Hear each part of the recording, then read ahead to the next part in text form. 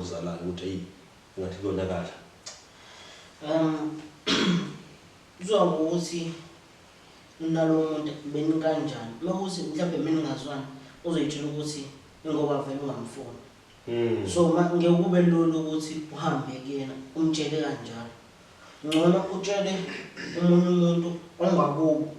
umalume nombani ohlobene noma wakho ukuze yena ezokwazi ukumtshela ukuthi ingane zibhekene nenkinga yokuthi nokuthi ungamqondo umzali ngqo utshele umuntu oyisihlobo ukuze akwazi ukulokelela mlotshwa nazi izingane zithi mazihlukumezeka yipi indlela ekufanele zenze ngayo ukuze ngoba phela lo semathandweni angangakuboni ukuhlukumezeka manje yipi indlela ekufanele zenze ngayo ukuze zikwazi ukukhuluma ngale nkinga ukuhlukumezeka kuyinto ehlala ibhekekile sometimes ma kufinyelela khona kushintsha umama noma ubaba kungena omunye ubaba kungena omunye umama isikhathi engena omunye umama iba khona lento ukuthi hey kuzoba khona ukuhlukumezeka ake ngithi ke manje ukuthi kuyenzeka ke nami ngiyahambisana nalowo ukuthi umalume noma ubaba omncane noma umamncane okhona emndenini ngakwazi ukuthi bangenelele kwezinye indawo uthola ukuthi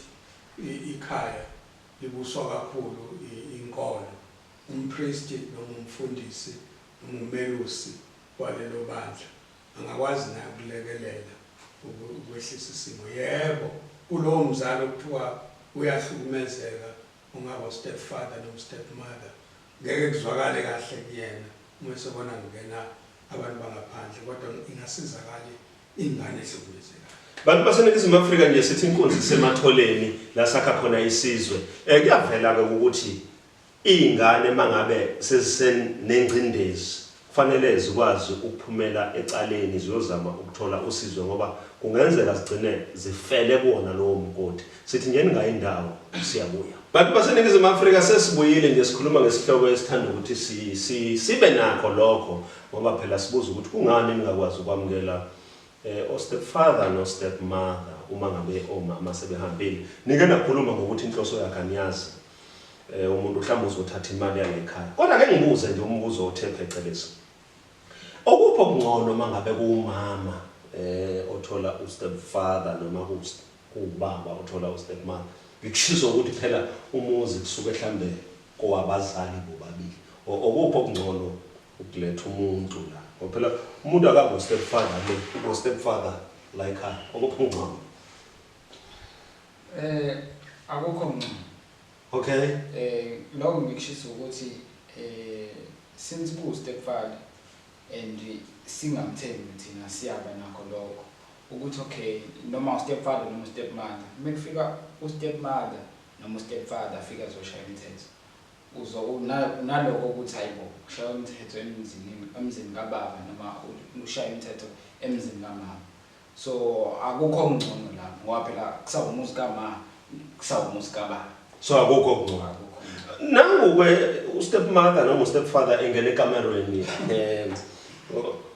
kunjani lokho alale kule kamera belala abazali bakho noma mhlambe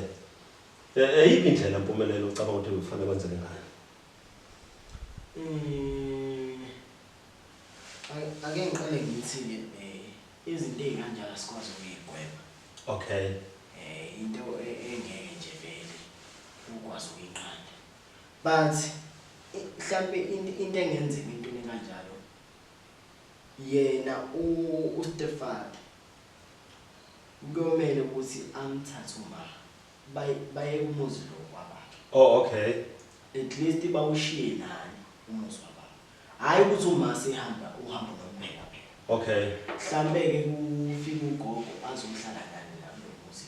okay uye naye uyahamba kodwa lo muzi akubo ukuthi uyahlonishwa ukuthi ungowababa bangenzi into zabo la kulo bengenzi into zabo la kulo muzi kodwa ke mase ngingasakwazi ukunqandela lokho ukuthi sekhona ke sihlala lana ke in terms of ukuhlukumezeka kuyomela ukuthi wena as umuntu omdala ekhaya kuyomela ukuthi ke nawe usuku uhambe lapha ekhaya at least uye kagogo Ushiya umuzi kababa wakho. Ushiya umuzi kababa. Noma ushiya umuzi kamama wakho. Uyokufela umuzi kamama.